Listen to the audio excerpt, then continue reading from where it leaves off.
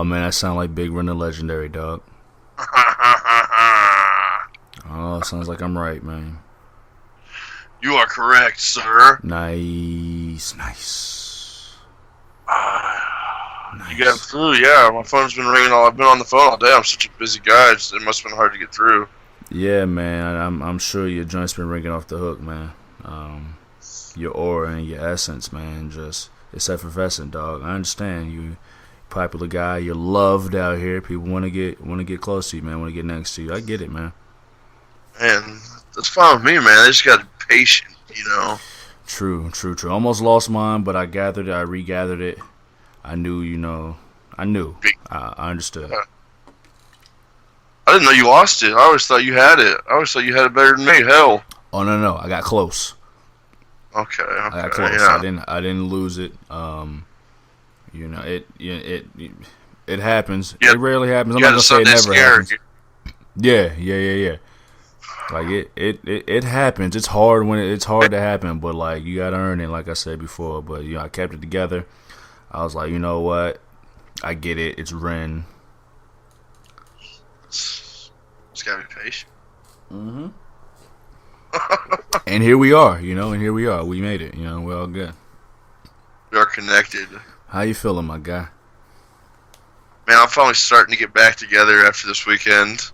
Yeah. Tell me about it. Man. Alright, yeah, my guy came down, like, this motherfucker, dude, I told him to come down, be down around, like, 3 or 4, He'll get down here at, like, 6. Of course. So, I'd already been drinking all day. I already had, like, a 12-pack, People let you down. Oh, yeah, but it was all good. Like I said, I got to sit at home, drink my beer I had at my house before I went out and spent too much money, which didn't really happen. But beer. Man, more beer. We came to drink all the beer over there in Evansville, and we did that. Absolutely. We you spent a lot of time over there lately, man. No. Well, yeah. I guess I have been. Yeah, 2 weeks in a row. Yeah, man, been kicking it, man. Yeah. I didn't even think about it. Yeah, but no, we get over there, hit up the liquor store, bro. We buy 70 beers. We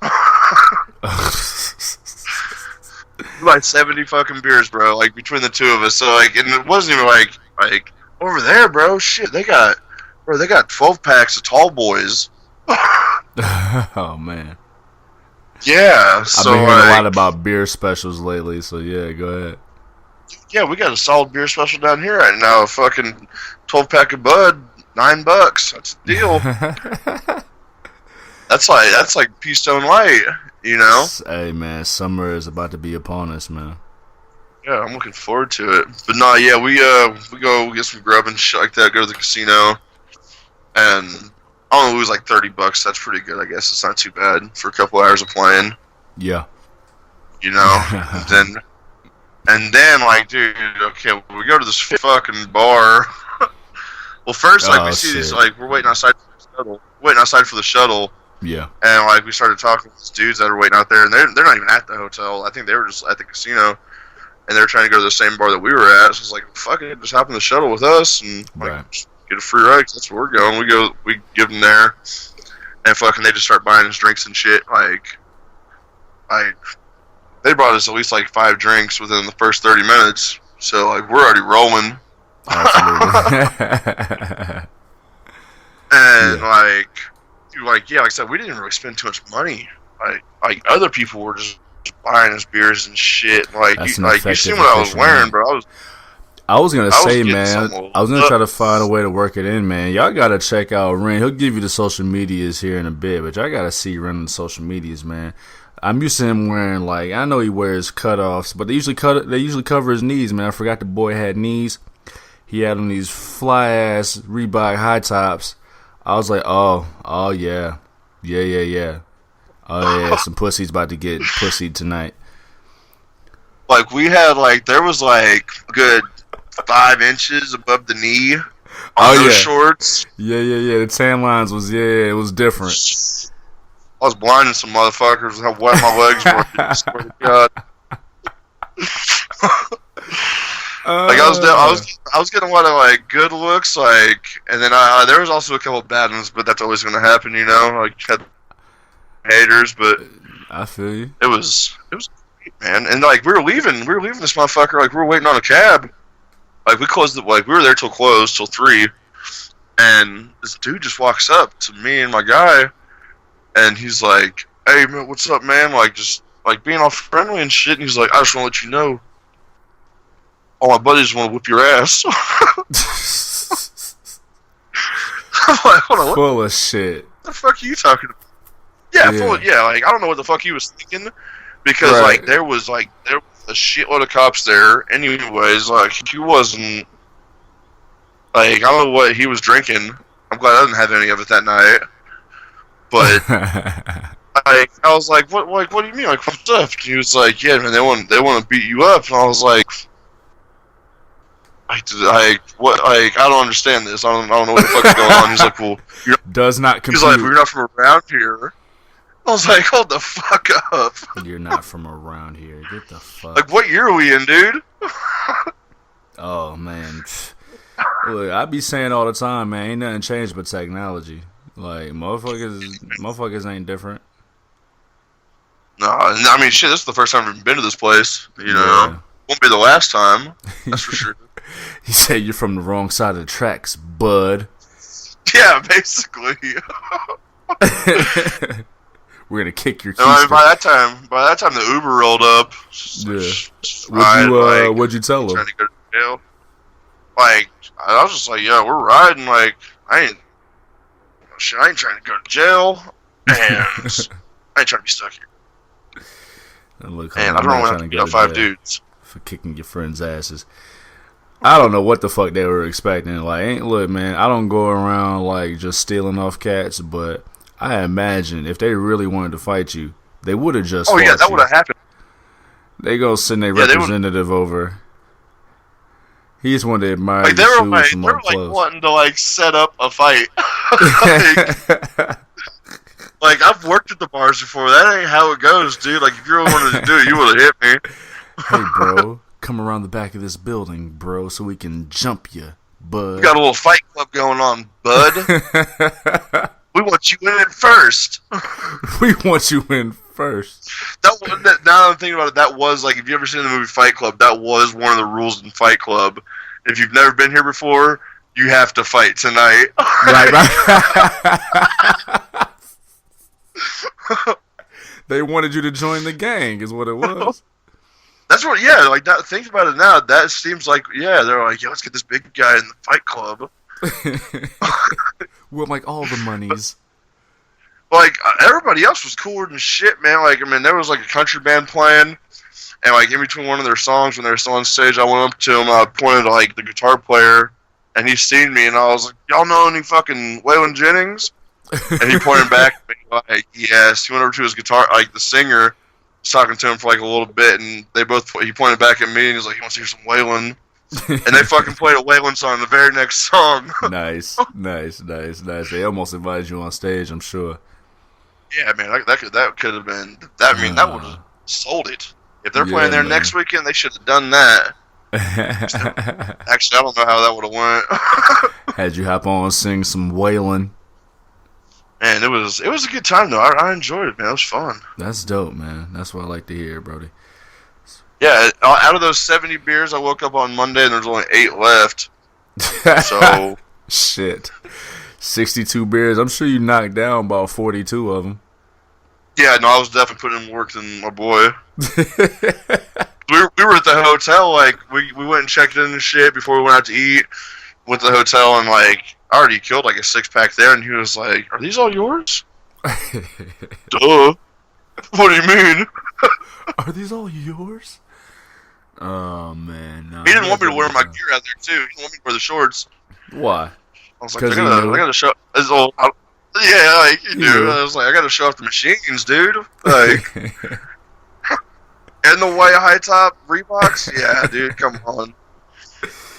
Oh man, he knew what it was. Yeah, see, you gotta watch them haters, man. See, real cat like me, man, rolling with you. I'd have known to take advantage of that, of everything you was about to pull in. I'll take me a straggler too.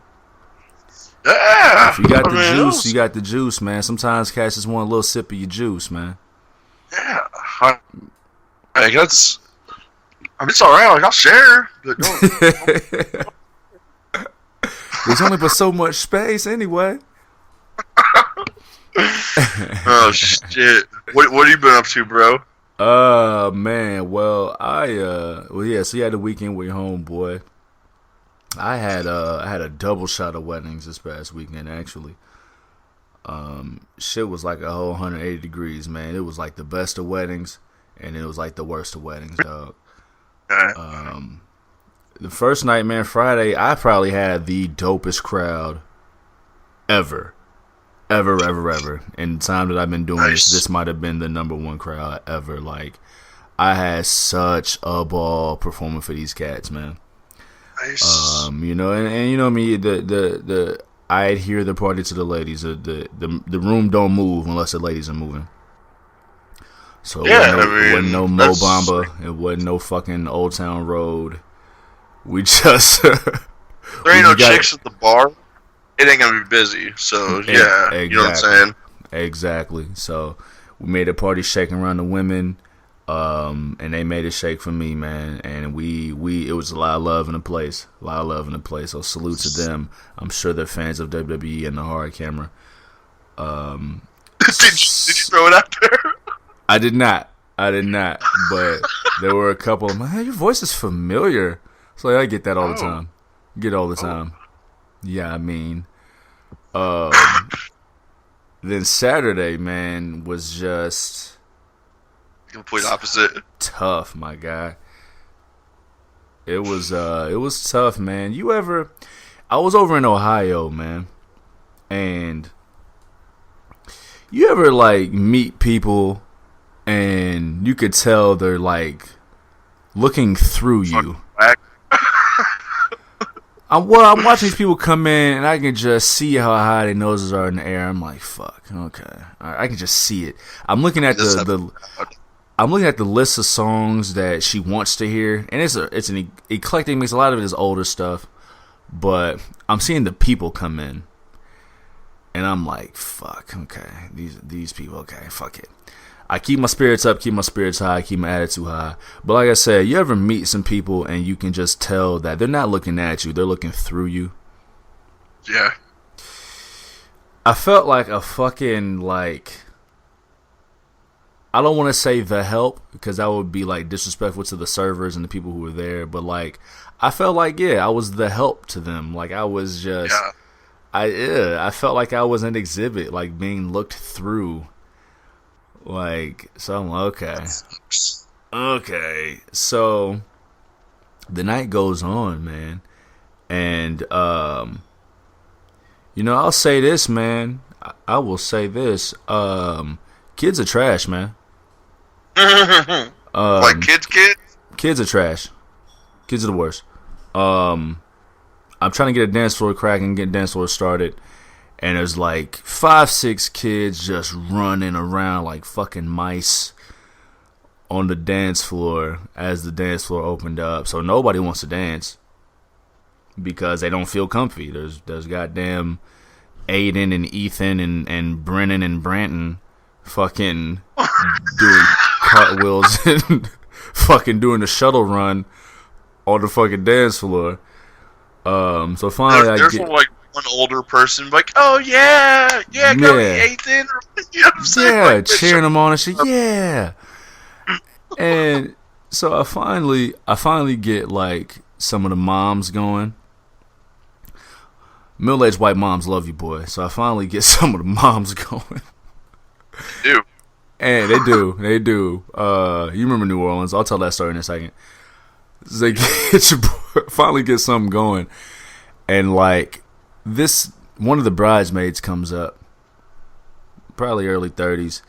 She comes up to me and she's like, "I don't want to be a bitch." And I'm like, here we go. There go my antennas.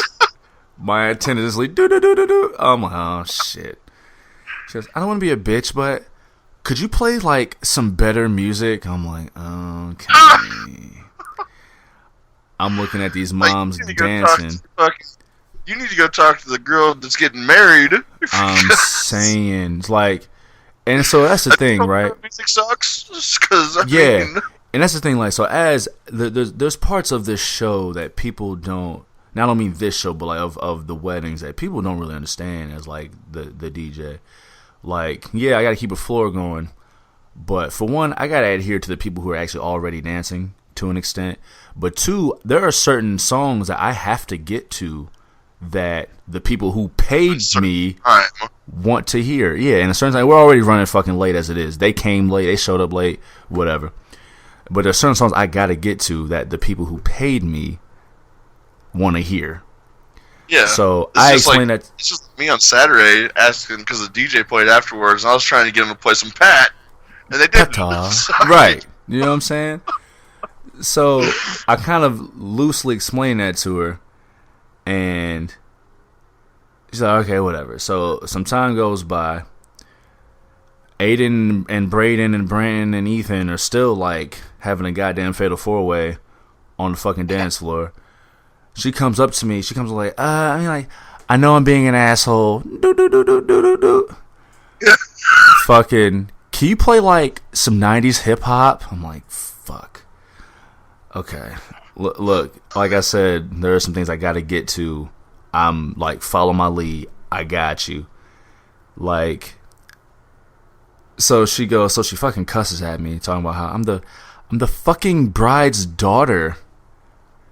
I'm like, oh, okay. At this point, I'm like, okay, you gonna cussing me too? You already not being understanding. Oh, you're the bride's daughter.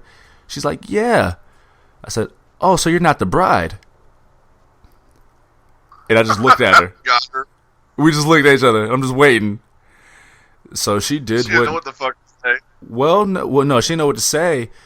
She did what any self-respecting 34-year-old daughter would do. She told her mom on me. Mom! She went and told her mom. She told her mom on me. Which brings me back to my... Man, she didn't say something. She didn't say nothing to me. I went over to her and I was like, is everything to your liking? Is everything fine? She had a great time. She had a good time. But it just comes back to my original point, man. Kids are trash, man. Yeah. Even old kids are trash. Yeah, man. Kids are trash. Them cats that wanted to fight you at the bar, those are somebody's children. Yeah. Yeah, and they trash. Well, I mean, and I guess, like, there is no, like, age where, like, if like you can't be too old to be in a bar. You know what I'm saying? Right. This bar that we were at was mainly like college kids and shit. I mean, I turned big old dirty 30 in August, you know, but fuck. I mean, you know me. You think I give a fuck about fitting in or putting up with these little heathens? I'm trying to tell you, bro. Everybody is somebody's child, and everybody's a kid, and kids are trash, man. Kids of all ages. I don't know, man. They ruin everything, man. I couldn't get a dance floor started. I could tell. Yeah, something like that happened tonight at work. Like this kid kept on running back into the kitchen. Are you serious? Like this happened like 10 times. Like a customer's child. Yeah. Yo. And like. Control your fucking kid, man. You better snatch up little Jacob. God damn it. Yeah. Little Braden and like, Aiden and Ethan. If he comes back here and touches some hot shit, y'all better not think what I'm thinking. You're thinking. I'm trying to tell you, man. We are not liable for you not being able to sit your fucking child down. Yeah, like dude, that's happened a couple times. Like somebody that knows them has brought their kid back there, and they're like all fucking around or whatever. It's like, dude, like... Nah, man. Get like, I remember back when I was little, and my mom worked at the pizza place, I couldn't even go back in the kitchen. Yeah, nah, man. Same shit. Like, I mean, I don't know what the fuck these kids have been touching on, eating boogers, and... I'm trying to... Just being generally unlikable? Ew. Like, I get it, man. You stupid kid. You know, kids are kind of cool. They're in touch with their emotions, and they don't hide from their emotions. But they still suck. Like they. Like if I was to ever have kids, can we jump from like 1 to like 5. Man, and even then, like, little Aiden and Brayden and Ethan were like 7 and 8. Like, I just, you know, like I know I get it. They're gifts from like the dick and the pussy coming together. They're gifts from that or whatever. But like, yeah. Think of like that Saturday morning when you're laying next to your lady or something, and you're like, yeah, Saturday delight, and then little Aiden and Brayden, Ethan, Mom, Daddy, fuck, all right, shit. Well, go to the bathroom. I'll be back in 2 minutes. Yeah, fuck, man. All your goals and dreams. Look, man, my mom was a shade under 30 when she had me. She lived a little bit of life. She went and saw things, did things, experienced things. But I know I ruined her life when I was born. I know I did. Because I was a kid one time. And kids are trash. Listen. You fucked up the vacuum cleaner, bro. I did. Nah. I fucked up the furniture not even with the vacuum cleaner. That was just a horrible lie I told. A horrible lie. Because I was a kid. And kids are trash, dog. Listen. We were all trash little kids. I'm trying to tell you. Listen, my daddy, I was my daddy's 7th, so his life was ruined a long fucking time before I was born. But I'm sure I didn't help. You know? I didn't help. Man. Ruined my life. Oh, man. Like, I remember like a year and a half ago, I had posted on Facebook, just a thought that came to mind. I said, having kids is mad selfish. Yeah. And boy, did I get calls from the manager. Everybody on my side just doing whatever they could to refute. No, kids are gifts from heaven and God above and dicks and pussies meeting. I'm like, look, I ain't say nothing. Everybody was talking about the kids, right? And they weren't talking about exactly what you were talking about. They weren't talking about what I was talking about. Now, I know we just talked a lot of shit about kids because kids are what they are. But I wasn't talking about kids. I was talking about having kids. Yeah. Having them is selfish. I asked some person like, they were like, no, kids, they give me my reason to live. I'm like, first of all, you're proving my point. For 2, if kids gave you a reason to live, that means you fucked up the first 25 years of your life and need somebody else to fucking lift your shit back up. Somebody else like to fuck up. Yeah. Like, I don't understand, like, that line of thinking. Oh, I'm unhappy. I need a reason to live. Let me have a baby. Why would you want to bring a baby into that? Yeah, exactly. Like, you gotta get your shit together. You gotta get your shit right. Get happy first. Like, I need a reason to live. Like, that is the worst reason to have a kid. Dude. Ever. The thing is, go ahead. No, that is just like, I've never heard that one. That is like, you seriously, you need a reason to live right now, so you're gonna bring another human being into this, into all your unhappiness. So I mean, if this shit doesn't plan out in the 9 months, you still got this kid inside you, right? Then what? You know what I'm saying? Go get a fucking hobby, Karen. Yeah, no shit. Start knitting or something. Fun. I'm trying to tell you, right? Goddamn. Do some songwriting. Crochet, whatever the fuck ever. Like, and that's my thing. Like, I can't think of a reason. I can't think of any reason that is an unselfish reason to have kids. Like, I feel like I've even heard people, like, say they want to have kids because they want to slow down. Like, I feel like that's going to make you want to do the fucking complete opposite. I don't know.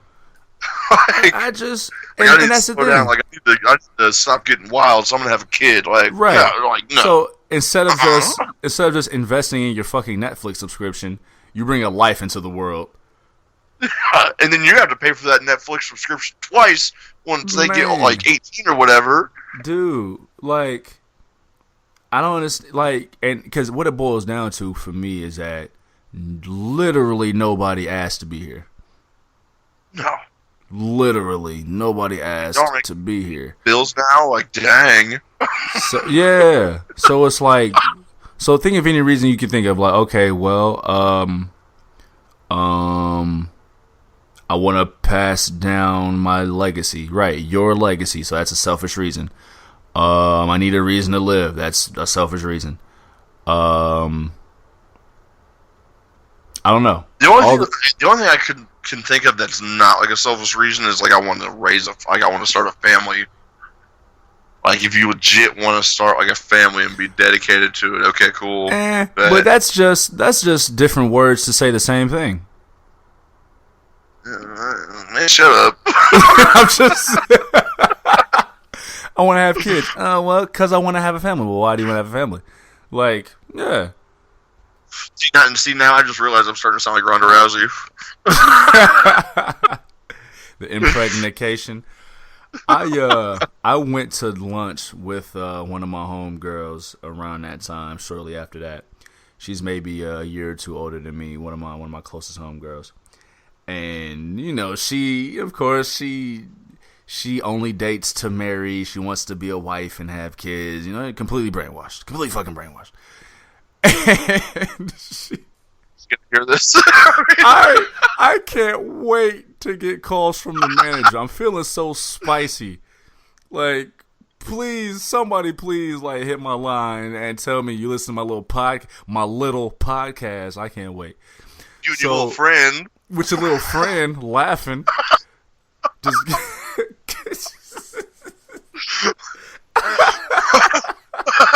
your little friend. That's what they gotta say. You way bigger than me. So I went to lunch and like she's of course like trying to find any reason I can, and I am playing home run fucking derby with everything she's throwing at me. Until she came to the point that I was finally waiting for. She said, well, under that logic, not having kids is selfish too. I said, ding, ding, ding. There we go. No matter what we do, we're fucked. Yeah. No, we can't do right. We can't get right, man. We just mad selfish, regardless of what we do. That's mad bleak. We will always be, regardless. We're fucked, man. That's mad fucking bleak. So I guess the question is like, well, I guess it's either be mad selfish and like stack some more paper because you don't have to pay for a child, or be mad selfish and bring a life into the world who didn't ask to be here, who's gonna have to pay fucking bills later on. I'm gonna go with option A. I'm gonna have to go with A, man. I don't know, man. I don't know. Goodness. I got a lot of friends that got kids, and I got a lot of friends that don't. And who seems happier? That's hard to say.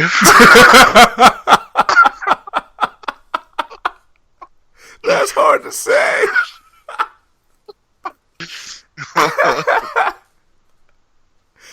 Damn, that's so dark.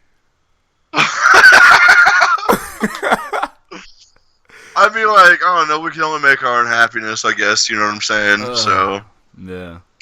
That's, yeah. I mean, like, I don't know, like, my happiness is, like, going and doing shit, like, and I'm not talking, like, going to the bar and shit like that. I'm talking about, like, traveling and stuff like that. Like, I'm going to have to put that all on hold. If I want to buy unless I want to buy another fucking plane ticket and shit like that, you know? That's all that shit is another plane ticket, another meal, another shirt, another pair of shoes. Fuck. Golly, dude. That is so bleak. But see, like, that's not selfish, though, because, like, I don't have to do that. Like, that's not even really, like, what we're talking about, you know what I'm saying? So that's not selfish. Like, it's just, that's what could be, and I'm just choosing to go another route. Man, let me take this other fork in the road, man. Yeah, exactly. Let me take the other path. Oh, I can't wait to get some calls. I can't wait to get some texts. Oh, this is so fun. I've been feeling a little spicy this last 24, man. I want to thank y'all for pressing play on episode 35. Another milestone. Episode 35 of The Hard Camera. I am your guy, Juv, J-U-V. You just under your visual. I'm here with my tag team partner, Big Ren, the legendary. And together we are the Brothers of Destruction. Big Ren, let them know, man, how they can reach you on the social medias, dog. Man, I'm kind of nervous about this one. Shit, all the spiciness has already been thrown out of here. God damn, boy. Hit him. Hit him. Yeah, I will. I'll feed him. All right. Feed him more. All right, yeah. Y'all can find me on both Twitter and Instagram at A_MAAFHUCKA. Then, like Snapchat. Yeah, in this past story, how we opened the show up tonight. If you were friends with me on Snapchat, you would have seen a lot of beer drinking and a lot of shotgunning. A lot of knees. Just like it's basically every weekend, but I was actually out in the streets. But yeah, let me get back to this. You can find me on Snapchat at Moffed316, MAAFFHHDUP316. No doubt. Hit me on the Twitter page at Juvi Desayuno, JUVIDESAYUNO. Hit me on the Instagrams page at Juvi Desayuno. That's JUVIDESAYUNO. Check out Facebook.com/Juve. Check out our crack Twitter staff over on Twitter at The Hard Camera. They let us, well, they ain't let us have it. They let WWE have it for that show they just put on at The Hard Camera on Twitter. And check out the YouTube Pagington, the YouTube Pagery. Search The Hard Camera on YouTube. You get the entire archive of The Hard Camera. The YouTube page has been fully updated. So for those who want to go check out the past episodes, we get a lot of complaints you can't rewind on Mixcloud. Well, go check out the YouTube page and get them views up. Hit subscribe and give us your love. And bring friends, man. We like friends. Don't bring them too close to us. But, bring them over to the content, man. To what we got. If they got beers, come on over. True. We take, we're easily influenced. No doubt, man. So, Money in the Bank 2019 is in the books. How was the book for you, man? I actually liked a lot more than I didn't like. Really? Yeah. Tell me more. I mean, there was a lot of... half the stuff that I predicted was completely opposite, which it's alright. That's okay, Yeah. There was a couple of them that were that. I know there was one that we couldn't even call, really. Wasn't a chance. That's... Still pissed off about that, kind of. I'm sure you're not the only one. But, I enjoyed it.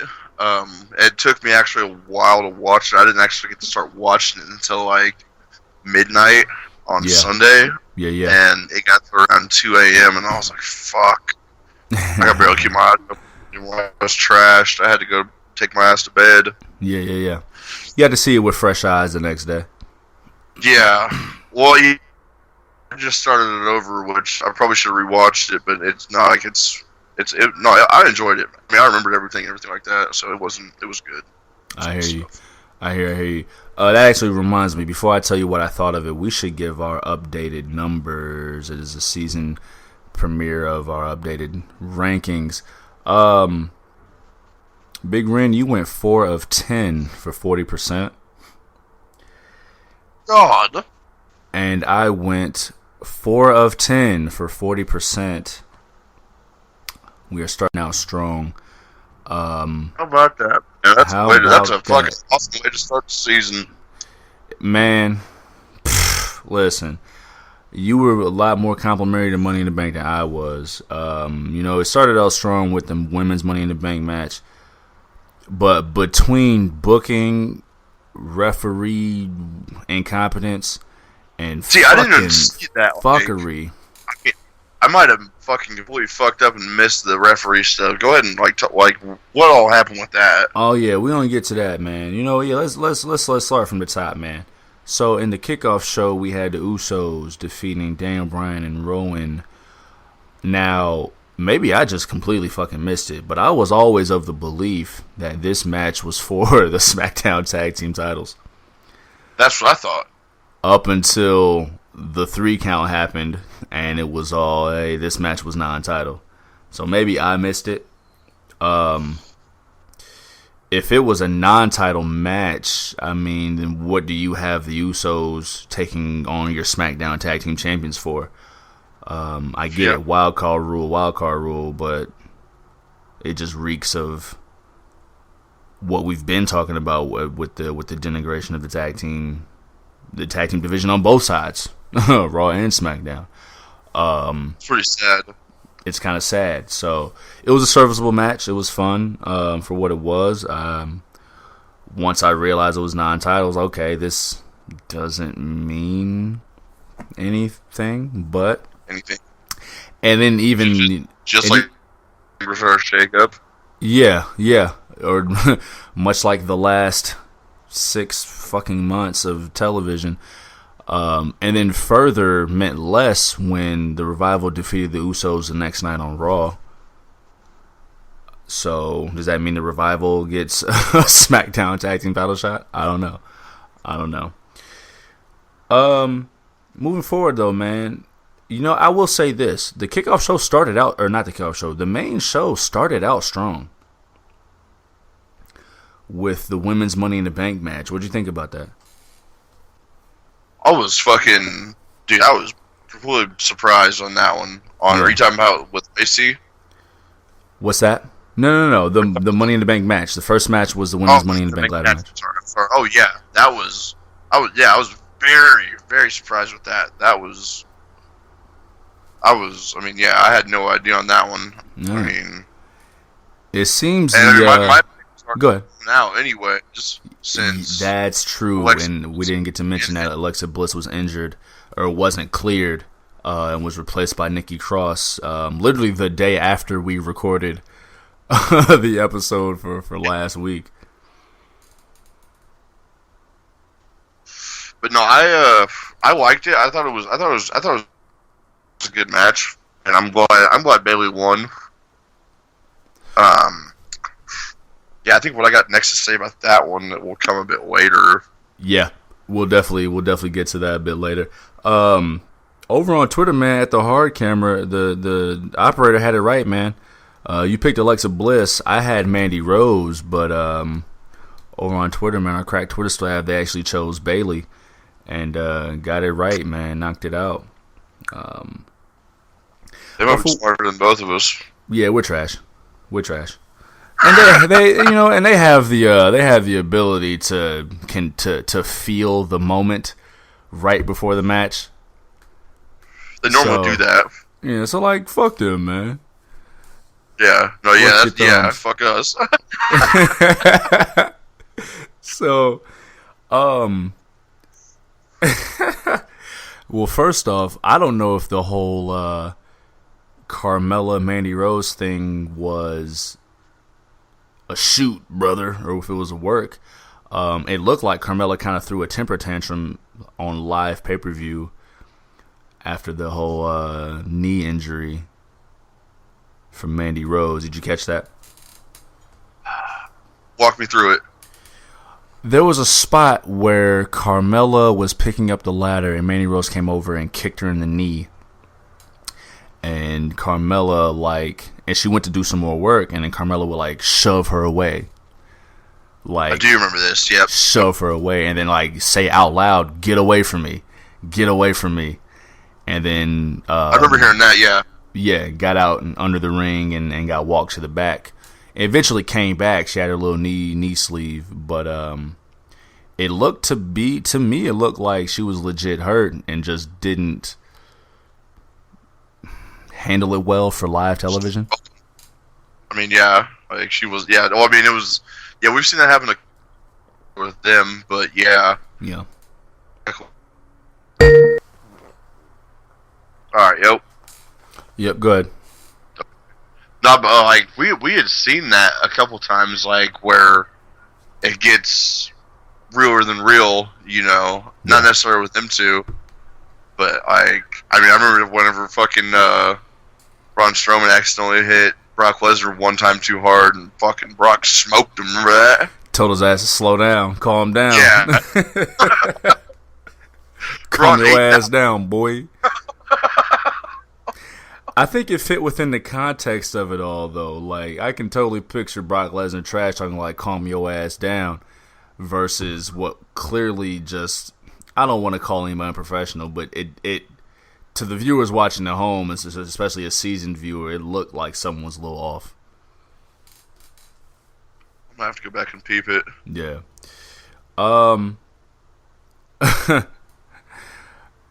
I understand that they're trying to compliment Naomi every time they call her the most athletic performer, the most athletic woman in the division. But I'm about damn tired of that backhanded ass compliment. Like, we know what you mean. We know that you mean she can run fast and jump high. Like, knock it off, man. Knock it off. Her and Ember Moon. Ember Moon hit that Eclipse off the ladder, and I definitely, jumped out of my seat. That shit was, it was tight. But I saw on Twitter, it was the best way to describe it. There was and I gotta go back to the hard camera page and go check it out. There was a viewer watching. Let's scroll down a minute. Yep, there we go. WWE's favorite tradition. Having a tremendous black athlete provide the most memorable Money in the Bank moments, but never win. Someone retweeted it and said, yes, we're going to call it the Shelton Benjamin Award. I'm like, damn. Yeah. Yeah. They're not wrong. They're not wrong. Shelton Benjamin and Kofi was sharing that award up until now. Naomi's doing the new, she's like the new save yourself during the Royal Rumble moment person. She hit the splits during the Money in the Bank. She walked the ladders. She provided the most memorable moments, but still catch that L. But she's the most, she's the most athletic. There's that. Yeah. She can probably probably dunk. That's what it tells, and yeah. Yeah. She runs a great 40-yard dash.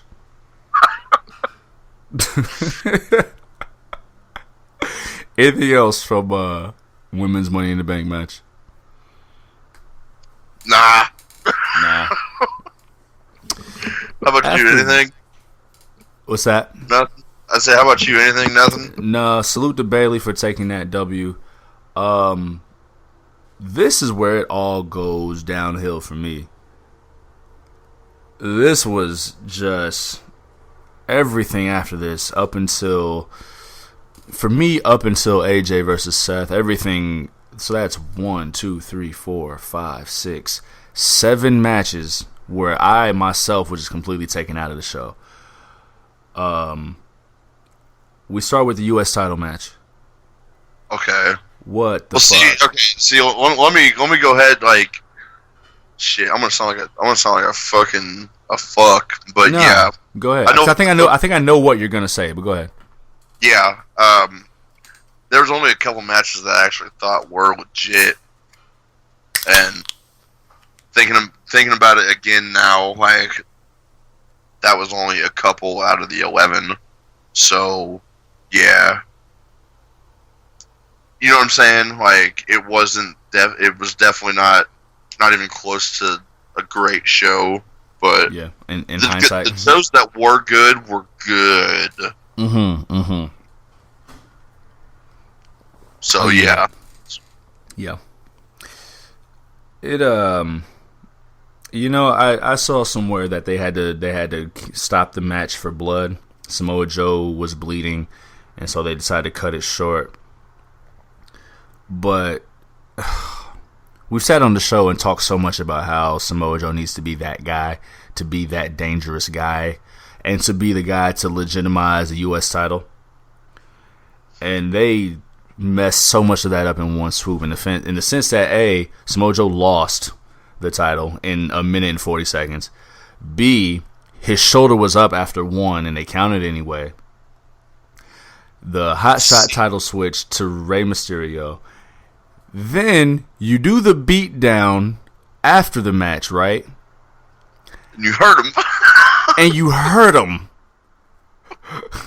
So, your new United States champion has a separated shoulder. And 6 months.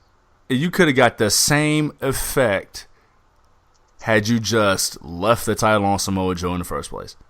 How many times have they done this to Joe? Too many times to count. Yeah. Like his whole career in WWE has been a misstep. It's been a huge roller coaster ride, and been on an awful roller coaster. Yeah. You know, because he'll win the title, he'll have it for a couple weeks, bang, lose, and then we'll go right back to it again. He wins the title, a couple weeks later, loses. It's like, goddamn, dude. Like, he'll look dangerous and important in the moment, and then look completely fucking ineffective by the end of the night. I'm listening to this match. I'm listening to the commentators talking about how Ray has made a career of beating big men. Listen, who the fuck what big man did Ray beat? Was Big Show? Did he beat Big Show? I mean, if it just feels like Ray could possibly. I mean, Ray could beat Big Show. Everybody beat Big Show. Yeah. Everybody beat the big. Who the fuck has Ray beat as a little guy? Like, what true big man has Ray beat for one? Starting with this match, I was completely taken out of the whole fucking night. We move forward to the fucking cage match where Shane McMahon defeated The Miz again. We both chose The Miz because we're sensible people, but didn't take into account that Miz is the worst babyface ever. Ever. Like right then, once ever Joe lost and then Miz lost, like we both should have knew.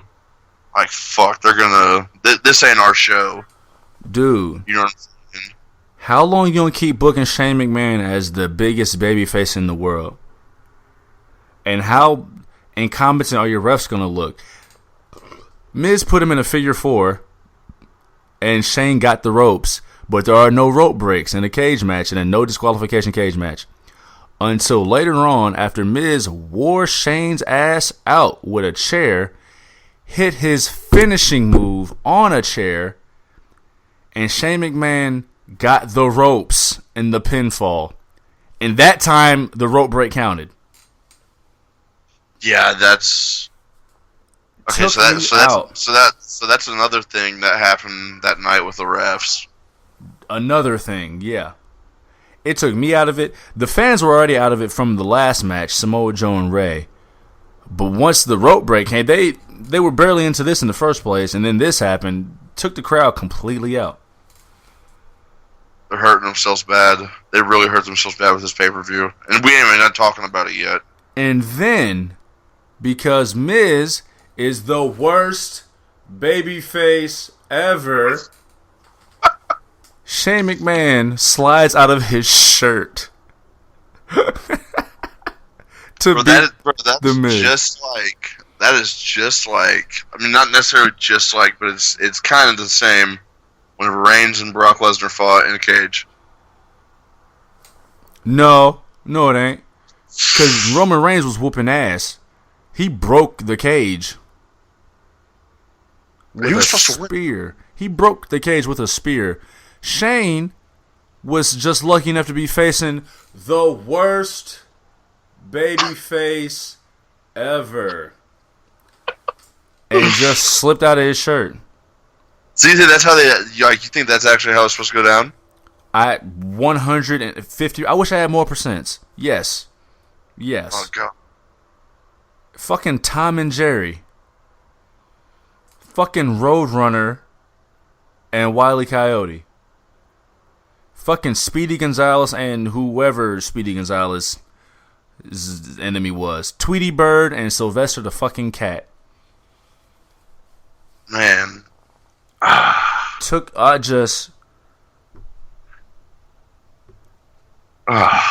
See, and like I was actually looking forward to the match. Like I was.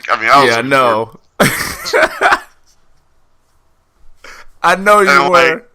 And then like I had 3 like get the fuck out of here's in a row. Like not necessarily like with Bayley, like that was cool, but it was like get the fuck out of here. But then the next get the fuck out of here was with Joe, and I was like get the fuck out of here. Get the fuck out of here. Yeah. And then the third one was like get the fuck out of here. Get the fuck out of here. What? You had your boy over, right? Where? How far did he get into the show with you? I know you were watching with him, and he's not a fan. I want to make sure that the listeners know. How far did he get into the show with you? He watched it all until I shut it down. I'm trying to think what match it was. I think it was right after the cash in. So he didn't even get to the good shit. What did he think? He enjoyed it, like, because, like, I made sure, like, because, like I said, we watched it late, so I could have fast forwarded through, like, all the promos, and, like, all the build-ups, you know, and I was like, no. Got past the filler. Yeah, like, no, but, like, I made sure to watch those because, like, he's never really, like, he watched back in the day, and he's kind of like, oh, this shit, you know, I was like, no, you shut the fuck up. This is the shit. Right. Now I even feel like even worse of a fan because I made him watch this shit that they fed us. like trying to talk it up, like, yeah, we got 2 ladder matches, a cage match, right? Championship matches. They fed us this bullshit. Oh man. So did you? So what? He got to see it. So did he like what he saw? Like he did. He did approve. He did. Goodness, dude. Maybe that's the benefit of being a casual fan, but some of the stuff is so egregious. Like I get it, some of the psychology, some of the storytelling, like you can get away with that with like some casual fans. So like the stuff with the Miz and Shane McMahon, like if you watching with the sound off, you wouldn't know who the babyface and the heel was, right? Yeah, exactly. But some of this shit with Ray and Samoa Joe, Becky Lynch and Lacey Evans, which we'll get into a little bit, some of the shit is you can't really defend. No. Like there's... Yeah, what we're going to get into, that was... I don't think any of that was... It was all dumb. Yeah. So we move forward into the Cruiserweight Championship match. I got more beef. Here's my beef with that, right? Besides just the placement of it on the main card, you could have put that Usos, Daniel Bryan, Rowan match in that slot and brought the crowd back into it. But my thing is, you had your top 2 cruiserweights in Cedric Alexander, Buddy Murphy, right? And we had both of those talents. And even when Leo Rush was on 205, you had both of those talents pre-show. Oh, kickoff show. My apologies. Kickoff show. You send Cedric Alexander to Raw to disappear. We haven't even seen Buddy Murphy yet on SmackDown. You put this Cruiserweight title match on your main show with 2 guys that nobody knows nor cares about. Yeah. That's the first time I've ever done that shit, too. Like you just said. And the match was mad boring. Goddamn Buddy Murphy was on the fucking pre-show for fucking WrestleMania, and he had defended his title multiple times. Yeah. Like, that's a slap in the fucking face. Because Buddy Murphy's tight. Yeah. You put this on the main show. It picked up toward the end of the match, sure, but after 9 minutes, you kind of just want it to be over. Especially after Shane McMahon defeated the worst babyface ever, and the shenanigans with Rey Mysterio and Samoa Joe. Like, you needed a home run there, at least a fucking double. Like, and normally the 205 Live matches, like, on the pay-per-view are fire. Are at least fucking decent, right? Like, that nobody sees. Match to pick it back up, but, I mean, if it was Buddy Murphy, it would have worked. Yeah. Because, straight up, I don't remember that one.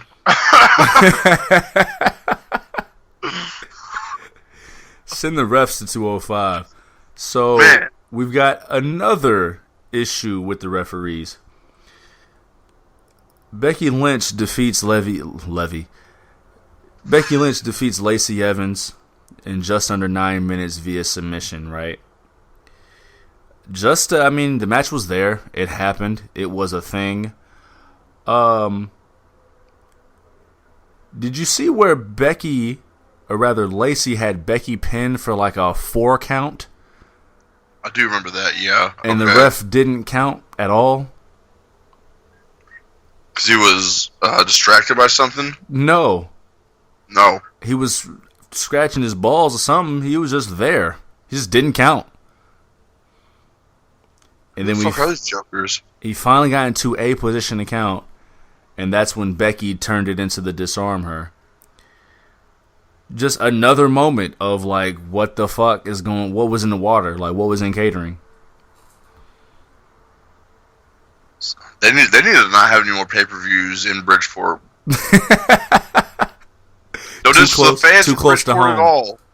You know, too close to home. Too many cooks in the kitchen up in that area. You know what I'm saying? Too close to Stanford. Like, there's too many. Yeah, like that is. Yeah. And then we transition to Charlotte defeating Becky Lynch. I'm trying to find like positivity in this show, and I really just can't do it. Lacey shouldn't have lost her first one. Because you really had a great idea there. Yeah. As far as Becky beating Charlotte and then costing Lacey the match via DQ. That was a great idea. Yeah, dude, that idea had to be on the table. Great idea. It had to be. Instead, listen, Charlotte is a sexy blonde. Cool. She's all American. Cool. She's Ric Flair's daughter. Cool. But I need them to know that I see the jig. With these inflated championship reigns. Numbers. She's a 9-time champion now. We're going to get another 7. She didn't even need to win it from Asuka on SmackDown. And that was my thing, too. We did all of that, right? All of that. For Charlotte to take the belt into WrestleMania. For Becky to be Becky 2 belts. Just for her to lose it back to Charlotte. Why? It's pointless. It was completely circular. Completely pointless. Nothing got done. The idea that I had would have made so much more sense. So much more sense.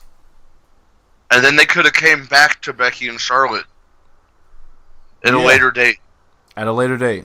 SummerSlam, fucking Survivor Series, any of those. Anytime later. And then on top of it, toward the end of the match, Lacey Evans got involved and hit Becky with the woman's right. Which Becky can't sell right for shit. But she hit her with the woman's right. No, dude, I guarantee what it is. She's scared to get punched in the face after night, busting her shit. True. But she can sell it better. She doesn't sell it like it's her finishing move. So she takes the woman's right and kicks out. No. Did she kick out or did she go for the small package first? I think she went for the small package first. She went wrong. Yeah, I think so. So she didn't even get the pin attempt. She goes into the small package on Charlotte, and then Charlotte kicks out of that. And then, just the strongest boot ever, clearly. So strong, it didn't even have to connect. Whiff. Super whiff. Super whiff. So you effectively have buried Lacey Evans' woman's right finisher again, made Lacey Evans look non-effective,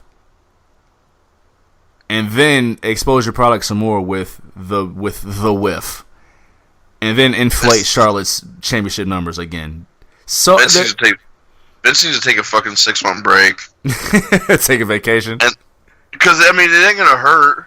Seriously, like take a 6-month break, bro, and just see like it can't get any worse than what it is right now. And I love this fucking show, and like literally, it can't get any worse.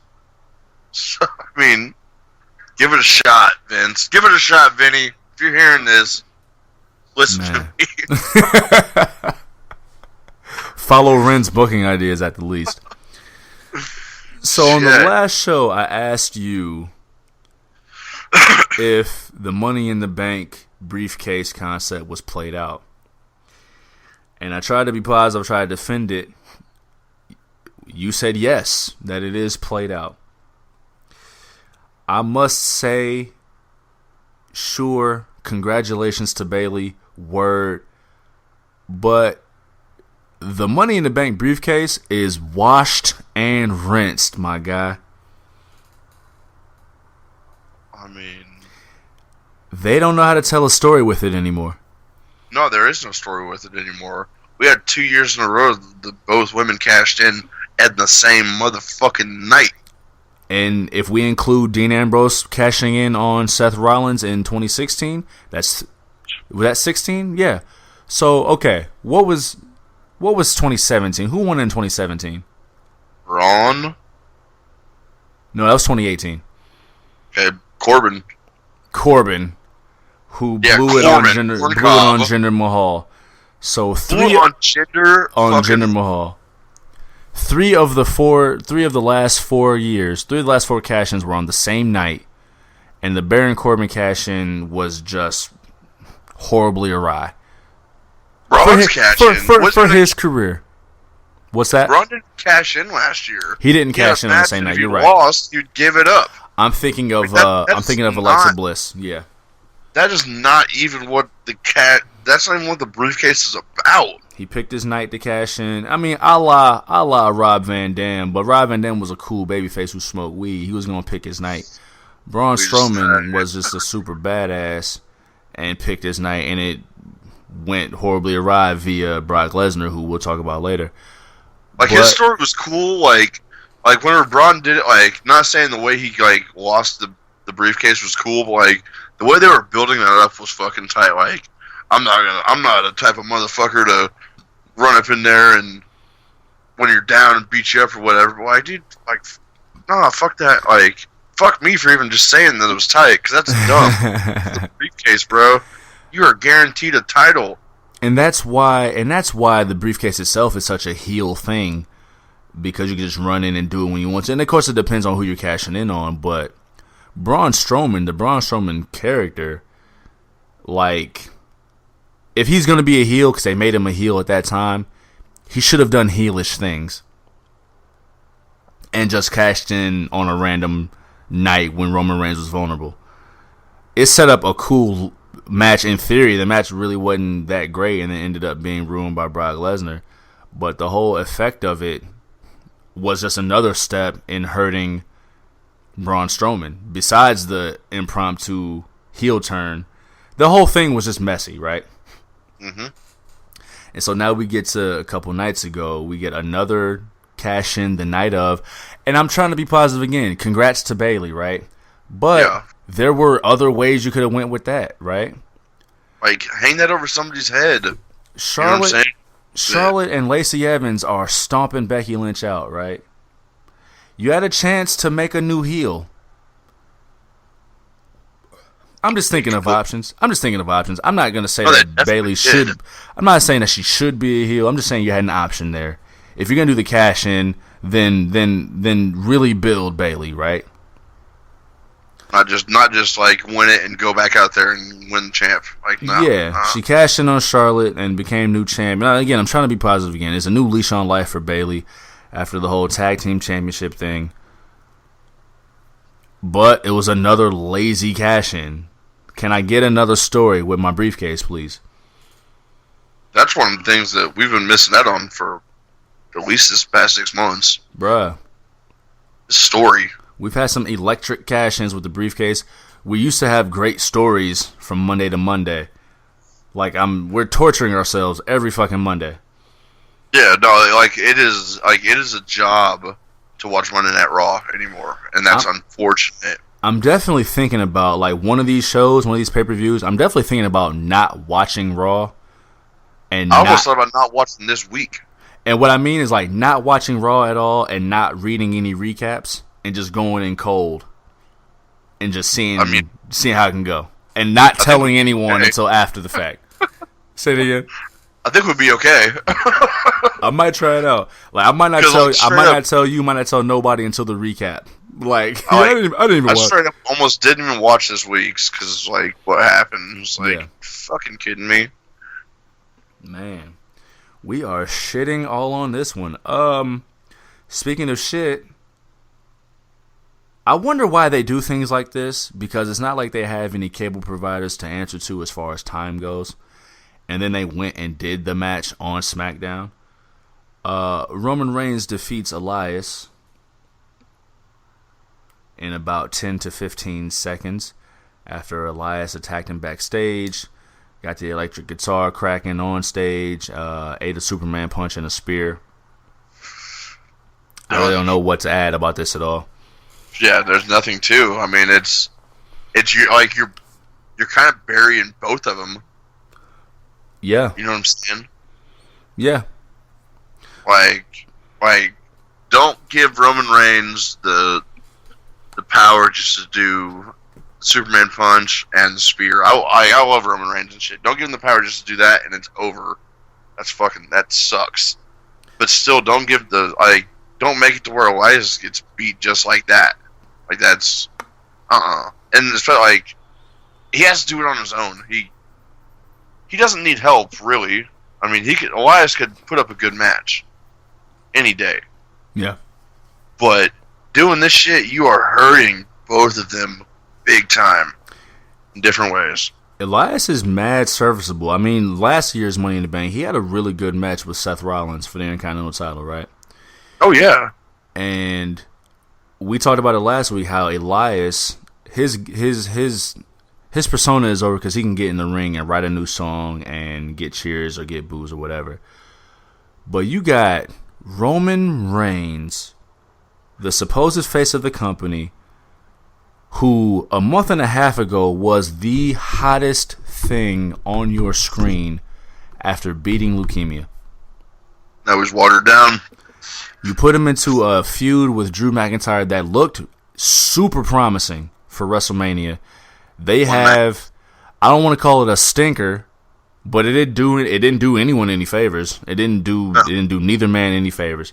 You put him into this with Elias. Now you've got him in a feud with Shane McMahon at Blood Money 3. Like, how do you even botch the booking of your top guy who just beat cancer? I'm not saying give him the strap. It ain't got to be that. Like, we talk about ratings all the time, and ratings, I'm going to shoot them a little bit of bail. It's getting hot outside. So ratings decline. Literally. Ratings decline in the summertime. People are outside doing things. But you could just be better. Just do better. Just do better. Shitting me, man. Moving forward to some positivity, though. Two positive things. We had the best match of the night, man. The match I was looking forward to. We had Seth Rollins defeating AJ Styles. In a barn burner. The barns were burned, dog. Burn it down. The barn that AJ Styles built. Yeah, man. Like, there was a couple things that didn't really flow as much as I would like them to. Mm-hmm. You know what I'm saying? But they picked it right back up. There was no hesitation. They got right back to it, and it was a good match. It was a great one. I'm glad it happened. They built the pace well, considering that the crowd was kind of out of it for most of the night. I thought that was one of the better builds of the whole pay-per-view. Was that match? Yeah, I hear you. The best build. Yeah. You mean as far as building up to the match? Yes. Itself, I hear you. I give you that. We talked about it being a little too soon, but it is what it is. But no, I'm not mad at all, man. That sequence toward the end of AJ Styles reversing that stomp into the Styles Clash was fire diamonds. I hopped out my seat, man. Fire diamonds. I hopped out my seat, B. That was a hell of a false finish. I think actually that was the last match I seen on the night of. Okay. Yeah. Yeah. I mean, hell, that's if you're gonna show your boy, then that's that. At least let him see that. Yeah. Let him make up for everything that he had to see before that. I am so down on this show, man. I'm not. I know. I think this is like the only show that we've ever like talked the most shit about. Yeah, man. Because we talk about the build. We talk about the build all the time, but the shows themselves typically aren't that bad. No, they're at least serviceable to good. Like, and I'll say that the last 3 matches did somewhat save the night from making it bad and taking it up to average. But the shit we had to muck through just to get to average. We were tired, and so was the crowd. Bruh, shit is hard to defend, man. Hard to defend, B. Hard to defend. Kofi and Kevin had a really solid match. They were in kind of a rough spot having to follow Seth and AJ. They shouldn't have put those 2 matches right with each other. Yeah. I mean, like, I don't know, like, where else they would have been able to put them. I mean... Right. That'd be my only gripe. I actually figured that Seth and AJ would go on after that match, but... who knows? We're still in Kofi Mania. It's still Kofi Mania, man. And we don't have to talk too much about the return of Dolph Ziggler. I'm looking forward to it. I think a lot of it, as I smack my mic, I think a lot of that has to do with the fact that Kevin Owens is refusing to go to Blood Money 3. That's exactly what it is. I think that's a lot of what it is. I'm excited to see this match. It does feel fresh. Kofi versus Dolph Ziggler. That was a great little build. I thought that was a bit excessive, and you know me, I'm all about the violence and all that shit, you know. The sex, drugs, and violence. And I seen that, and I was like, oh my god. Like, did you see it? I actually did not see it. I saw Kofi on the stretcher in the still frame. I missed SmackDown, just had to read a recap, but it was vivid from what my imagination tells me. Like, okay, like, he already put his head in the chair and stomped on it once. Yeah. But then the second time he did it, he jumped both feet off the ground and stomped on that motherfucker, and it was like mouth open, eyes wide. Like, yeah, it was like, oh my god, like, what the fuck are you doing? No doubt. We've already had too many people injured. Yeah. For long ago. Like, we don't need this again, man. It's real to me, damn it. Yeah, fucking A. No doubt. No doubt. Yeah, I mean, the match was solid. Kofi and Kevin, it was a little unremarkable. The Kofi sold that stunner and like bounced to the ropes, which made it a little awkward because you kind of knew what was coming. Yeah. I have no clue why Kevin Owens took Kofi's shoes off. Yeah, I didn't understand that either. No clue. Unless he was just putting over the power of Trouble in Paradise. Selling Trouble in Paradise with no shoes. I don't know. It seemed to be kind of placeholder-ish, the same way Rollins and Styles was. Kind of just knew Kofi was going to win, but here we are. They had to give us a couple feel-good moments before they fucked us in the ass. I'll give him this, man. The Money in the Bank match was really good. It was amazing. So they used Vaseline at least. They did use Vaseline. They took us out to dinner before they fucked us. I'm trying to tell you, right? They played with the pussy a little bit. You know what I'm saying? Just a little bit. You know what I'm saying? They spit on it. We had to order water when they took us to dinner. Right. Parts of the menu was off limits to us. Like, we couldn't open up the whole menu. Us, but I mean,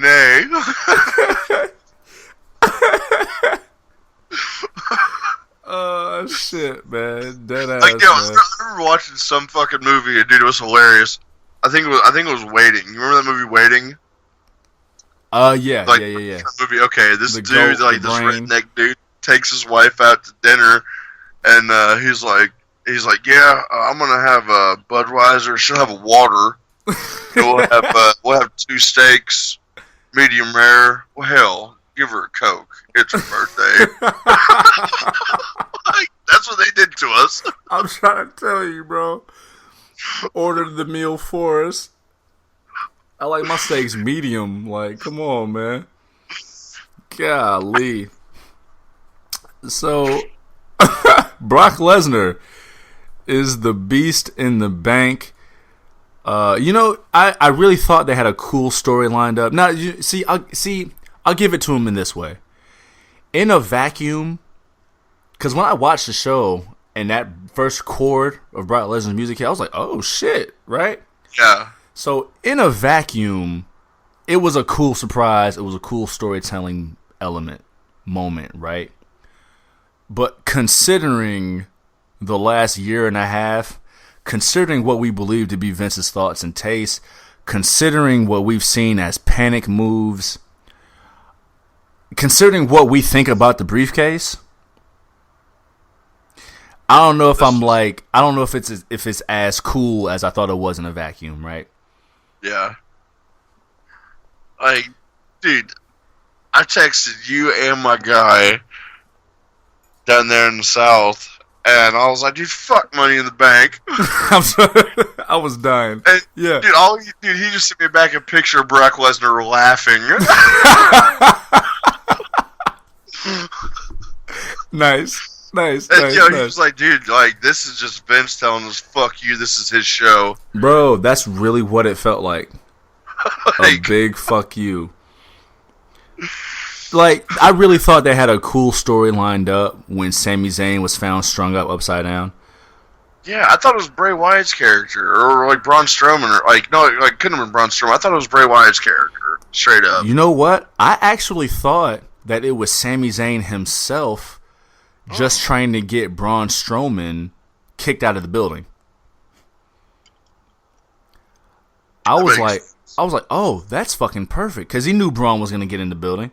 So if he framed Braun for the crime, get Braun up out of there, that frees him up to handle his business for Money in the Bank. Right? I'm like, oh, he's a genius. Did they say who actually did it to him? Like, I saw part of the promo on Raw the next day. Said Braun did. Well, I know Triple H blamed Braun for it, but I don't think Braun did it. Did they actually say who did it? I don't think they actually said who did it. So, listeners, if they said who did it, please let us know. Twitter at Juvie this, and Twitter at A Motherfucker. To the match itself, I gotta say, man, Ricochet has had no momentum, no direction since splitting with Aleister Black. Neither is Black. And he's had a couple promos himself, right? But man, him and Finn Balor, man, put it down. God, they put themselves out there. Commend them for that, man. That shit that fucking whatever Andrade's move is, Sunset Flip. Yeah. Oh man. Oh, bounced off that fucking ladder. Yes. Like, dude, he got up above the top rope, and it was like, my God. And and then after that, what the fuck happened? Somebody got put on top of Finn, and then another drop on top of them. And yeah, man. Like, Jesus Christ. I mean, we already knew Finn wasn't going to get it just because he's IC title holder. Right. But then, whenever fucking Ricochet got powerbombed through the fucking ladder, dude. It's like, you know what I just realized who Ricochet's his destination is to be? Ricochet is the new Sin Cara. Oh, don't say that. No. He's cooler. He's a whole lot cooler, but not like... He's a lot cooler. He doesn't wear a mask. He doesn't deserve what Sin Cara has been booked for. That's for goddamn sure. You know what Sin Cara did, man? Sin Cara got tossed through mad ladders during Money in the Bank. He did some cool shit off the ropes. And nothing else. Dude, I hope, man. I hate to curse him. Look, knock on wood. I hope that's not his designation. But Ricochet is looking real Sin Cara-ish to me, dog. And I hope he goes over his contract and reviews that shit here real soon. Hey, listen. Because there is alternatives out there. It's mad alternatives out there, man. One's coming up this weekend. Yeah. I'm gonna definitely try to catch some of that on Daily Motion. I got a wedding this weekend. Say it again. I'm probably gonna pay for that bitch. Hey, that's what's up. No doubt, man. Show some love. But you know, Sin Cara had his little Lucha Dragons tag team with Kalisto. They made some noise but didn't go nowhere. Ricochet was one half of the One and Only Blacks. They made a lot of noise and didn't go nowhere. They split up. And they both getting tossed through ladders and doing cool shit off the ropes. Dude, Aleister Black hasn't even had a match since they split up. He has not. Getting called from NXT is a curse. Dude. Like, unless you want to stick it out for 3 or 4 years and just get fed dog shit, unless you want to get taken out to dinner and get picked what the fuck you get drink. Yeah. You know what, man? Outside of, like, Seth Rollins and Roman Reigns, because I don't really count them. They were in NXT. I don't count them in NXT the same way I count what NXT has become. I don't really count them in that. No. I think the character who has flourished the most from coming out of NXT, you want to take a guess? Male or female? It's a male. Say Finn. I would say Baron Corbin, dog. Yeah, no, you're 100% right because he's on TV every fucking night. My man was the GM. My man's the most hated. My man retired Kirk Angel. Yeah. He may have flourished the most from NXT. And, yeah, I mean, I've read, yep, uh-huh. Mm-hmm. My man's got a haircut and put on a vest and fucking been flourishing. Somebody need to take that fucking vest. Filthy. Filth. I think it might just be a button up now. It's still filthy. Yeah, he's got like that weak ass he's got that weak ass dress coat vest. Yeah, man. Like an usher or something. He's flashing the flashlights in the movie theater. Hey! Yeah. Let me see your ticket. Wrong section, asshole. Right. Goddamn, you bought the ticket for Aladdin. Not you're fucking. You're in Fast and Furious. What the I'm fuck? trying to tell you. Jeez. Oh man. Usher Corbin. You don't have to call face. You got it bad, face. Jeez. So, give me your thoughts, man, on Brock Lesnar. I mentioned him coming out and initially thinking, hey, this is actually kind of tight within a vacuum. But then I snapped back to life and remembered the last year and a half. Give me your thoughts, man, as far as just everything you think about it, and we'll dig a little deeper with the briefcase. Give me your thoughts, your briefcase thoughts, your Brock Lesnar thoughts. Hit me. I think, the briefcase. I heard a long time ago that whoever wins it's going to be a new person, and they are going to be pushed. Mm-hmm. So fuck me. That's how it happens. Yeah. I think, dude, what is the reason for Brock Lesnar coming back? I mean, I'm not what is this? And I also think it goes back to just Vince McMahon being like, fuck you, this is my company. Yeah. Well, I'll do what I want. It to me, there's a lot going on. For one, I think it's another panic move. Yes. I think Vince believes that Brock Lesnar equals ratings. But here's my thing, though. for casual fans. Exactly. But here's my question, though. Oh, Brock Lesnar's back. Oh, I might tune in. Yeah. Fuck you. Here's my thought, though. Here's my question. A lot of the aura around Brock Lesnar was because he was also a UFC guy, and you always ran the risk of him running back to UFC. So my question is, now that Brock has officially retired from MMA, does his name mean as much? I fucking hope it don't. You hope it don't? Yeah. I mean, and like, it's straight up. Anybody that even thought his name meant that much in fucking UFC, not trying to be a dickhead, but fuck you. Because it really didn't. No, it fucking. I don't think it did. He only had like 5 matches in UFC. Yeah, but he also became heavyweight champion. Yeah, but I mean, he didn't defend it that often. Yeah. That's what a champion does. They defend their fucking title. I think so he was holding up UFC like he was holding up the WWE Universe. Bingo. I mean, he's the smartest man in combat sports. I'll give him that. So, I mean, he's making his money. But I'm wondering if, especially with this go-round, if the return on it is going to be what it may have been before. And that's just the Brock Lesnar aspect. So he's going back to what he knows. You know, Brock being the Money in the Bank, which is a new accolade for him.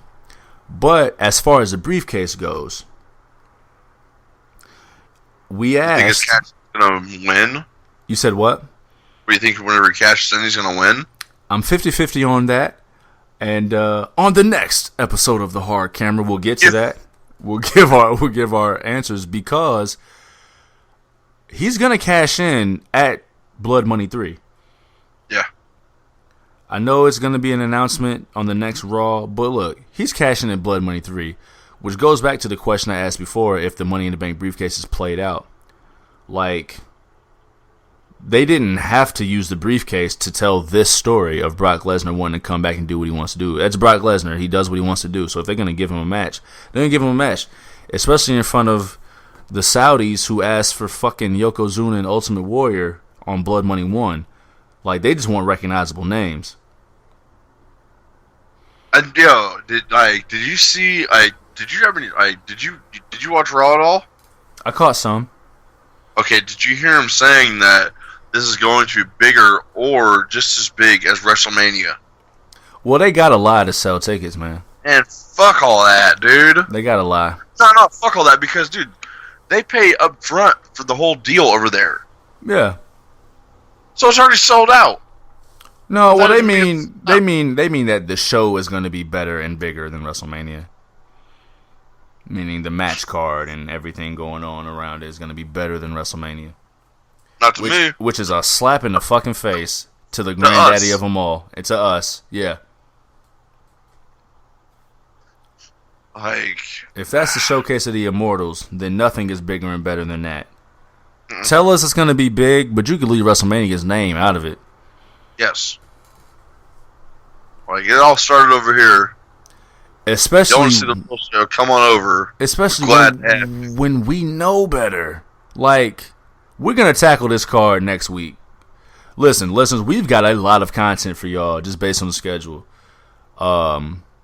Actually, is that next week? No, it's not next week. It's 2 weeks from now.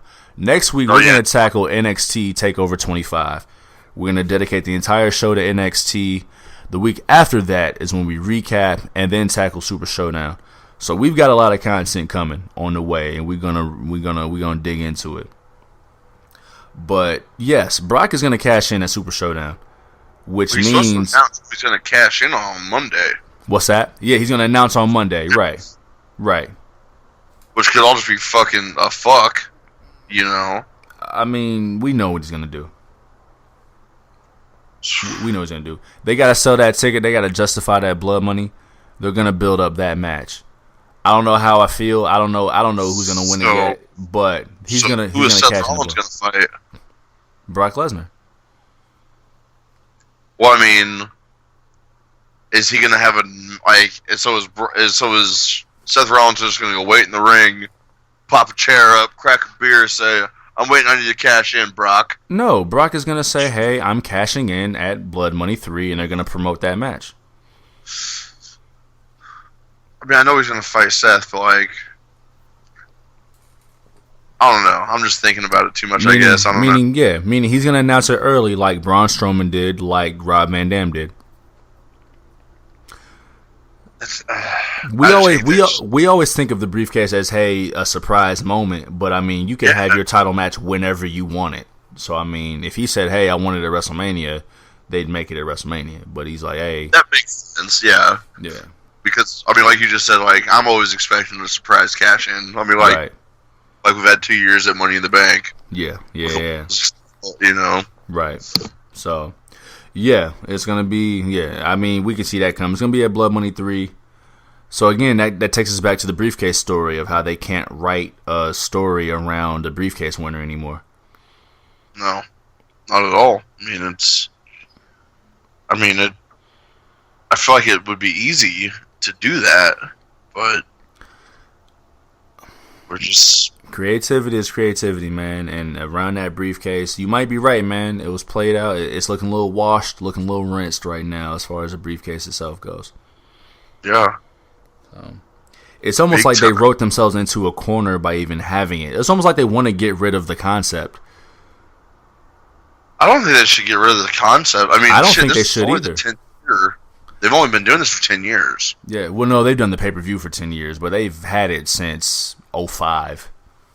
Okay, so 14 years.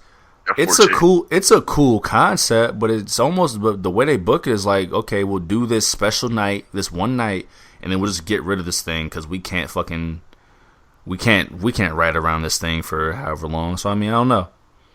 Well, shit. Maybe how about this then? Maybe get rid of the whole pay-per-view itself and just go back to that. How they used to just have a Money in the Bank match. Not a whole Money in the Bank pay-per-view like they do, and just add it in on the pay-per-view or something. Yeah, well, I mean, either way, it wouldn't change the storytelling aspect. You'll still have a briefcase to tell a story around. I just feel like, what I'm saying is, like, I just feel like they think the Money in the Bank pay-per-view is a huge spectacle type deal. Mm-hmm. You know what I'm saying? So why not just cut it all out? Like, I mean, we've got a new pay-per-view coming up called Stomping Grounds. Right.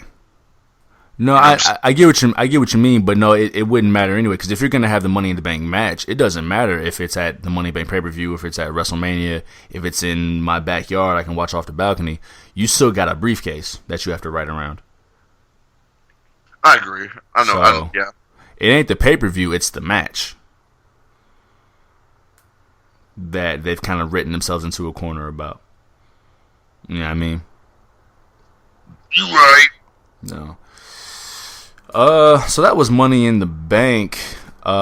Speaking of new objects to write themselves around, WWE unveiled a new championship. The 24/7 title. It looks like a big old watch. Looks like shit. So you don't like it? No, I don't like it at all. I didn't like the promo. I didn't like the promo. The biggest part about the promo that I had on Monday Night Raw with Mick Foley was that half the fucking belt was showing the whole time he was doing the promo. The bag was open, wasn't it? You see it, Mick. Like, dude, cover it up. Like, come on, dude. Like, you just give away the color of it, and like, that's a big thing. What color it is? I think at least. Like, it is. It is. You gave away half of the design, the color. Yeah, it's real. And even Mick went on social media the next day saying that he didn't even like the way that he did the promo. And the past couple times Mick has even been on TV or on a pay-per-view, it's been pretty fucking sad, I hate to say. Oh, man. Let me know. It's, you know, when I first saw the announcement, when they announced it during Hell in a Cell, damn. When they announced it during Money in the Bank, I definitely was like, word. That's it. The promo threw me off because he was talking about the third hour of Raw being spicy. If it's a 24/7 title, then what the fuck are you concerned about just the third hour of Raw for? That doesn't make sense. Again, it goes back to the idea of just be better, do better. So the initial idea of it, I was like, nah, I ain't rolling. Nah, shorty, I ain't rolling. The scramble for it, I was like, nah, this is trash. I ain't rolling. All the cats you can't get on TV. Look, man. Yeah, let's like everybody's bitching because they're only seeing the same 5 or 6 people on TV every night. Okay, well, we'll make this new title, and everybody else that's in the back not being used, we'll let them run around for the whole show. Filled with all these characters with no character who are just names. Listen, No Way Jose has green hair now because he took down his fro. Titus O'Neil is still Titus O'Neil. EC3, who was dead on arrival. Mojo Rawley, who I wasn't rocking with as a hype bro. All these cats who just be stuck in catering with nothing to do. Let's give them this title. The initial scramble, I was not rolling. I wasn't rolling, right? Nah, neither was I. There's a silver lining, though.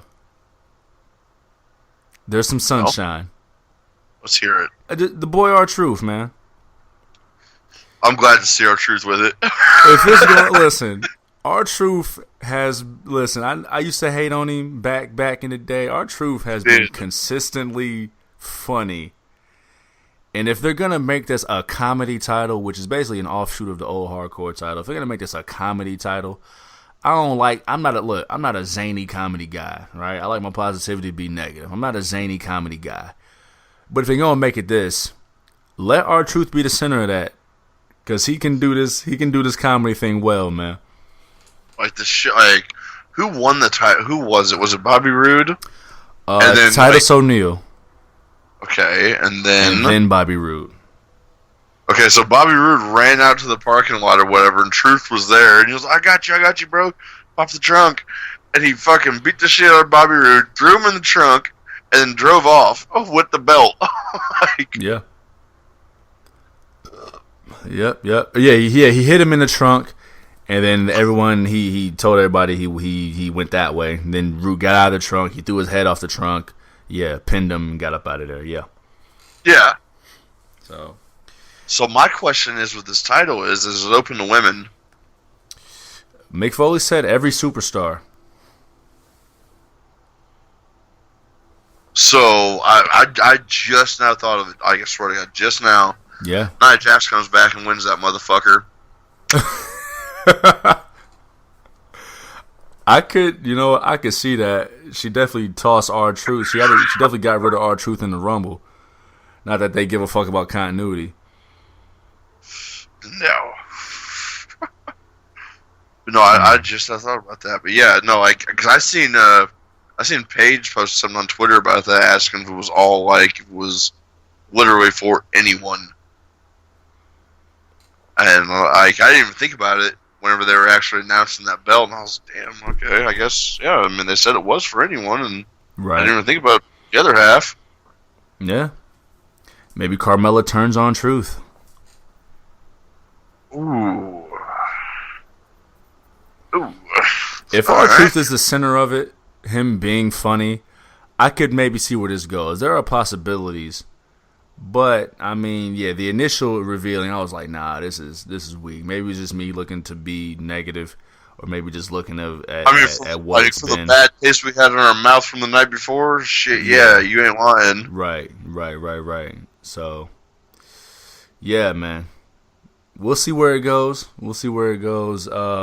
Anything else, man, from the week that was? I know we didn't really talk too much about Raw and SmackDown, but it didn't seem like there was really too much development on Raw or SmackDown. Actually, this week of Raw was better than this week of SmackDown, which is talk about it. I mean, it was just there wasn't really much going on. I mean, there was they had the new title there on Raw, you know, and SmackDown was just basically a rewind of Raw. Yeah. I mean, with this whole new wild card shit. We're using the same 10 people every night, you know, and it's like with such a huge ass roster, Yeah, like, come on, man. Like, and I feel bad for the people that are still in backstage, like, waiting to get a shot. Like, I mean, it's just, I don't know, like, this whole 6 months, I mean, everything after WrestleMania hasn't really meant shit, and it sucks. Like, if you're a diehard fan, you know it. Like, if you're just a casual fan, not talking shit about the casual fans at all, you know, because it takes a little bit to get into this stuff. You know, you got to watch it for a couple weeks to actually figure it out. That's the thing too. The casual fans aren't listening to us. No, like we're speaking to diehard fans, but they're still out there. You know, oh, so they're absolutely still out there. But like, what I mean is, the people who are listening to us right now, they're either listening for our first 25 minutes that isn't about wrestling, or they're listening for the whole thing, which means they are diehard fans and that they probably feel the same way we do. Yes. And, this whole shit with them trying to get more people to watch Raw. Yeah. Is fucking... It ain't gonna work out. Like, they're changing, like, the way the fucking Megatron looks in the last hour. Like, who gives a fuck? Oh, man, look at the Titantron. Oh, shit. We're not watching this shit to see what the Titantron looks like. Like, you kidding me? Like, we want to see action. Like, we want to see good storytelling. That's real shit, man. Oh, the Titantron. Damn, son. The Titantron was cool when Shane McMahon got kicked off that bitch by fucking Steve Black. 19 years ago. You know what I'm saying? Bro, that's so funny. They're sitting in the middle of the creative meetings. Son, I got it, son. Titantron, Titantron, son. But only the third hour, though. Only the third hour, son. Like, I would kick you out of the boardroom right there.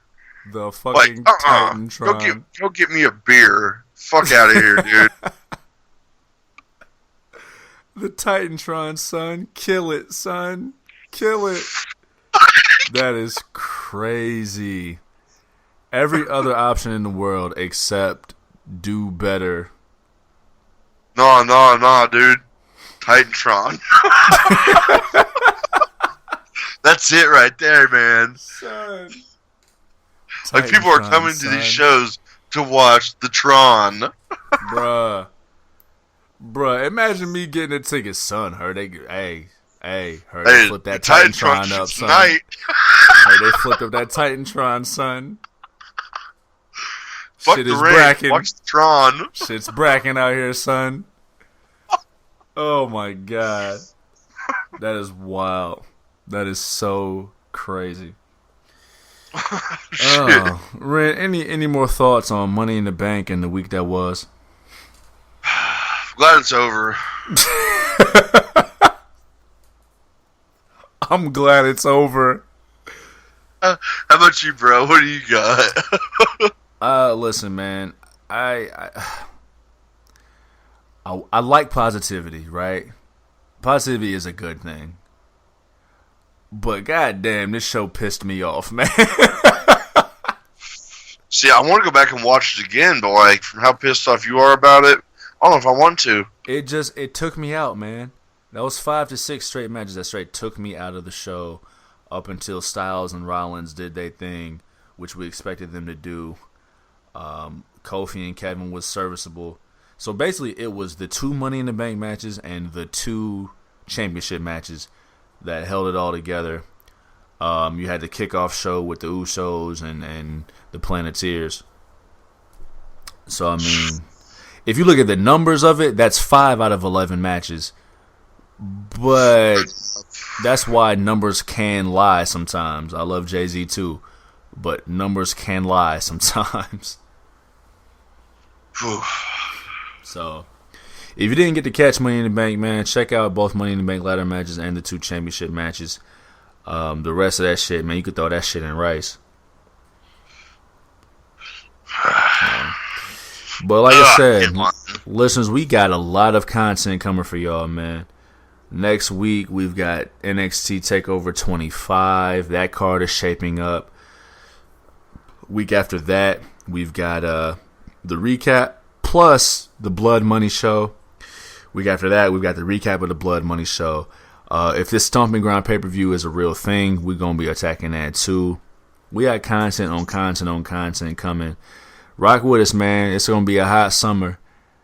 Hope you guys are down for the ride, because it's going to be a long and fast and nasty one. Trying to tell them, bud. Trying to tell them. Big Ren, let them know how they can reach you on the social medias, dog. Alright. Yeah, y'all can find me on Twitter and Instagram at @motherfucker, _MAAFHUCKA. You can also find me on Snapchat at MoffedUp316, MAAFFHHDUP316. Yeah, I mean, hit me on the Twitter at Juvi Desayuno, JUVIDESAYUNO. Check out the Instagrams page, JUVIDESAYUNO. Check out our crack Twitter staff at The Hard Camera, Search The Hard Camera on YouTube and catch the entire archive. There's some gems in there, man. There's some gems. I went back and was listening to some old stuff. There's some gems in there, man. Stuff that still rings true to today. Check out the Facebook page, facebook.com/Juv. You get this, that, and the third. A little bit of me, a little bit of us. We easy to touch, man. There's too much of us out here. We out here, dog. We're a lot of meat. You know, we're all a lot of meat, man. Piece of meat with some sides to us, though. We hold meals. We're both a big old 15-pound brisket. You know what I'm saying? Just a slab, dog. I know everybody loves brisket, so I tell you, man. Get you a piece. Big old slab with mad flavor. Smoked out. No doubt, man. Like I said, we will see y'all next week. I hope y'all enjoyed this thorough breakdown, this thorough episode of The Hard Camera. Until next time. Adios, amigos. Salute.